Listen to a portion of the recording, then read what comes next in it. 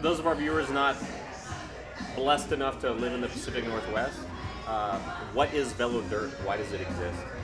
Velodirt, we focus on gravel riding, on bike packing, on remote adventuring. It's mostly just a handful of us riding our bike, and then we put shit on the internet.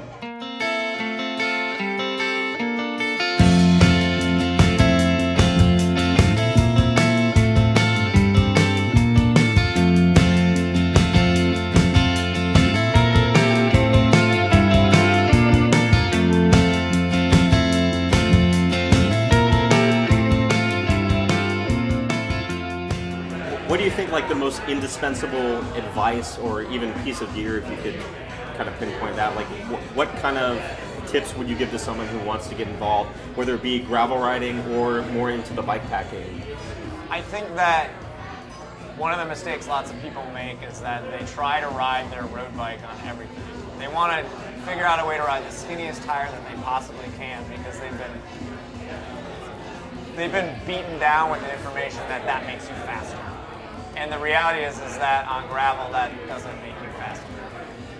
There will always be people who will ride road bikes on gravel, but it's not very comfortable.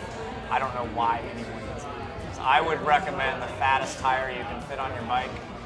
You don't necessarily need any tread. The tread's helpful when you're descending, but otherwise you don't really need it. And the point being is, like, any bike can be a gravel bike. You don't need a gravel specific bike. Yes, you don't need a bike packing specific bike. Pretty much anything can be used for that purpose. The bike packing gets a little more complicated because generally you're carrying gear, and so you can't get away with road bike tires like you could on a regular ride. But yes, you can use a cross bike, you can use a touring bike. I did all of my gravel riding on a Sterling long haul trucker for years until I got a bike packing specific bike.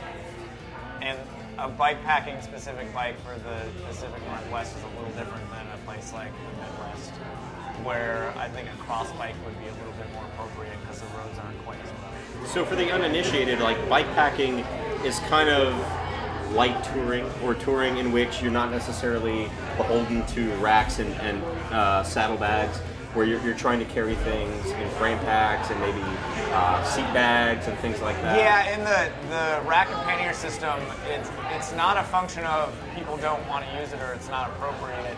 It's not useful because racks break really easily when you ride on gravel roads. And people have learned the hard way that it's not an excuse for you to go spend a bunch of money on some new fancy bike packing gear. It's that 100 miles into your 200-mile ride, your rack's going to break and you're going to be in the middle of nowhere and you have no way to fix it.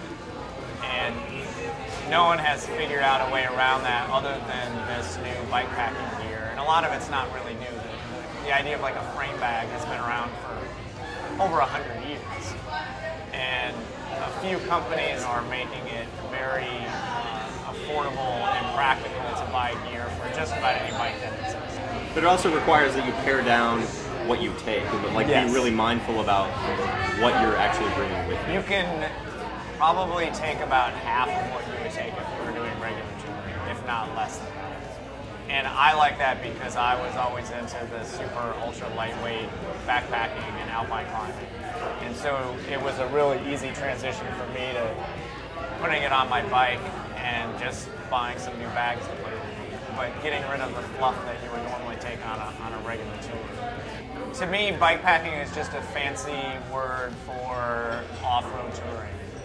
So what do you think is the most essential piece of gear if someone's going to go out and, like, even go on a weekend kind of bike packing excursion if they want to just kind of try it out? The tough thing, I think, for a lot of people is that they don't have... The beauty of the lightweight gear is it doesn't take up a lot of space. It's almost more about space than it is weight. But I think the seat bags that companies are making now are amazing. So do you think this kind of gravel renaissance or bikepacking renaissance, is it more prevalent here in the Pacific Northwest? Do you think it's spreading nationwide?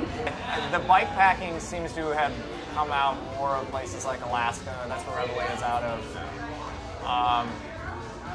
Oregon actually is, I think, really far behind where everyone else is.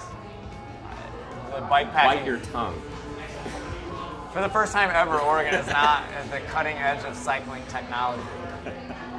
Both with gravel riding and with bike packing individually, I think we were 3 or 4 years behind where everybody else was. People have been buying bike packing gear forever.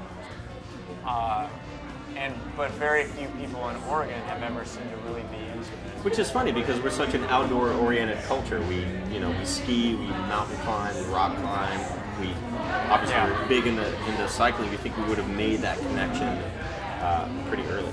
But the fact that me as some random guy started doing gravel rides, organized gravel rides, and they've been doing it in the Midwest for a long time, and there was nobody else out here doing it, and there's still nobody else out here doing it. To me, made it seem like we're behind the curve on it. Or are we spoiled for choices, and that's why it seems like we're... That could be it. I mean, to me, one of the coolest things about the Outback is everybody getting ready to do this and buying new bikes, building new bikes, and buying new gear. And now that everyone's going to have the bikes and the gear to go do it, there's going to be people bike packing all over the state. It's so awesome. for those that don't know, I mean, the Oregon Outback is probably your most ambitious undertaking, and not that it's a sanctioned event by any means, but kind of describe what the Oregon Outback is and how it came about. So I had been trying to put together a dirt route across the state for a couple of years, and I had a couple of ideas, but it was a matter of finding the time to go do it. And so I figured out the shortest dirt route across the state that also had the least amount of climbing because we only had a week to do it. So we took the train down to Klamath Falls, which is in southern Oregon, and ended up riding the route we mapped out, and it was awesome. And by about halfway through the trip, I had decided that this was going to be the next Velodirt thing. And we put the information out there and set a date, and within a couple weeks we had 400 people who wanted to come out and do it. And so we have since then told everyone else that you need to come back next year because it's not... Or do it on a different weekend. Yeah, so it's 360 miles long. It goes through 2 really, really tiny towns with very limited service and one kind of, for Oregon, medium-sized town that has a Safeway.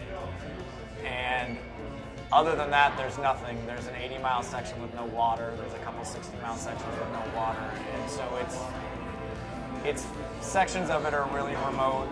I don't necessarily think it's all that hard, but I don't think a lot of the people who are planning on showing up know what they're going to get themselves into. So it'll be really interesting to see who gets in over their head and turns around and rides back to Klamath Falls. And I know there's guys who are going to come out and they're going to hammer it nonstop and they're going to do it in 35 hours. Yeah, we have a couple of coworkers who are just going to put the hammer down. Which is awesome.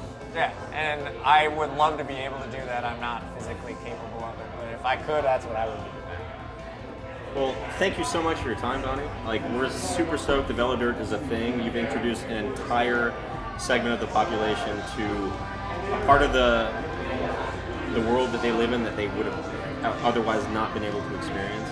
And I, for one, am happy to call myself your friend. Thank you.